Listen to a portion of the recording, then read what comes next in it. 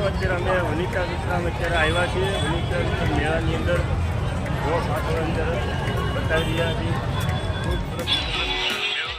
મિત્રો અત્યારે ભગવાન શ્રી રામ ભગવાનનું મંદિર જે અયોધ્યા છે એવું સેમ મંદિર અહીંયા મેળાની અંદર બનાવવામાં આવ્યું છે. મેળો છે અત્યારે વનિતા વિશ્રામની અંદર અને ખૂબ જ સરસ નાનાથી નાની એકદમ ડિઝાઇન સાથે ખૂબ જ સેમ લુક આપવામાં આવ્યો છે અને ખૂબ જ વિશાળ જગ્યાની અંદર એન્ટર તમે વનિતા વિશ્રામની અંદર જેવા તમે જાઓ ત્યાં સ્ટાર્ટિંગના અંદર જ તમને ભગવાન શ્રી રામ ભગવાનનું આ દિવ્ય મંદિર જોવા મળશે, જે તમામ પ્રકારે ડિઝાઇનિંગ સાથે તમે નાનેથી નાની ડિઝાઇન જોઈ શકશો.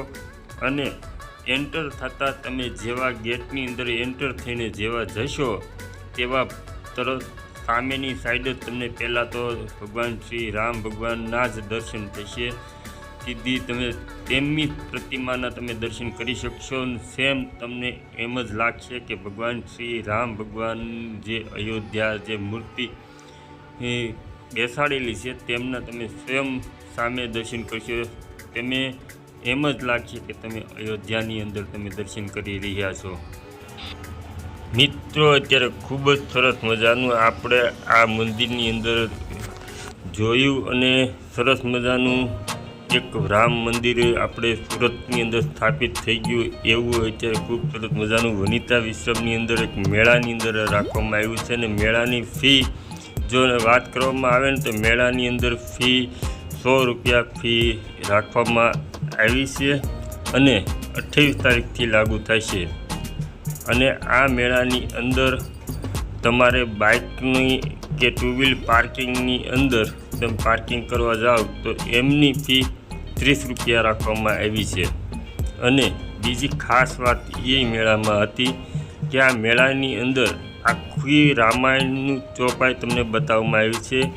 આખું જન્મથી લઈ ભગવાન શ્રી રામ ભગવાન જે નદીની અંદર છેલ્લે જઈને અંત સુધીનું તમામ વસ્તુ આ બતાવવામાં આવ્યું છે તે મેળાની અંદર. અને લખાણ સાથે તમે જોઈ શકો છો તે અત્યારે નાવકામાં બેહીને જાય હનુમાનદાને મળે છે. તમામ શૂરપંખાને અત્યારે નાગદહન કરે છે. તમામ વસ્તુ વિગતવાર તમને આ વિડીયોની અંદર જોવા મળશે. અને તમે પણ ત્યાં પણ જાઓ તો તમને વિગતવાર તમને આના દર્શન થાય. જે આખી રામાયણ બનાવવામાં આવી છે અને રામાયણના ટૂંક સારની અંદર ટૂંક જ વસ્તુની અંદર આખું રામાયણ તમે ત્યાં તમે જોઈ શકશો. અને તે પણ અમે અત્યારે કેમેરાની અંદર કેદ કરીને તમને બતાવી રહ્યા છીએ. અને ખૂબ જ સરસ મજાની અંદર મોટી ફોટાની અંદર મોટા સ્ટેચ્યુ ગોઠવવામાં આવ્યા છે. જે ફોટાની અંદર તમને વિડીયોની અંદર દેખાય તે હનુમાન દાદા સીતા માતા એ બધા એક સ્ટેચ્યુ બનાવેલું છે. અને ભગવાન શ્રી રામના ખાસ દર્શન થાય એ રીતુ. અને ખૂબ જ તમને એમ લાગે કે આપણે અયોધ્યાની અંદર અત્યારે આવી ગયા છીએ. અયોધ્યાની અંદર ભગવાન શ્રી રામના આપણે દર્શન કરી રહ્યા છીએ. અને ભગવાન શ્રી રામની આખી રામાયણને પણ તમને દર્શાવવામાં આવી છે ખૂબ સરસ મજાની.